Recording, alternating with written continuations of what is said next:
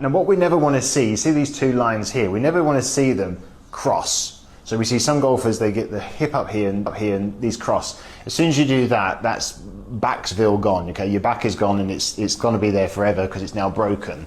So that motion here, this right hip going up and back is really important. Doing the bands tends to create that motion, okay? Now, when we go into transition, something happens here, and what happens here is as I go into transition, my right glute is already back, okay, it's gone further back than when it started, but then it tends to slide, and we tend to slide our lower half. So as I swing back here, my lower half tends to move towards the target.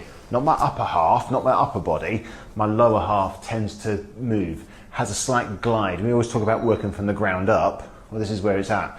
So that tends to slide. Now this actually then, this movement here, shallows my body back this way, so my back stays turned, okay? I'm putting pressure into the ground from here, and then what happens, because this stops then my right hip from flying forward. So if I go back like this, I glide like I just showed you there, you can see this look here, my right hip sort of levels out for a second, but then as I start to push back and through, my left leg starts to push back off the ground. I then create this motion here where the right hip now starts to come in a little lower, okay? But my left hip is going back to meet my right hip. So where my glute was back here, my left hip feels as though it's going back to meet it. Does that make sense? So it's going back to meet it, not the right hip going to meet the left hip, if that makes sense. So right hip feels as though it's going back to meet the left hip.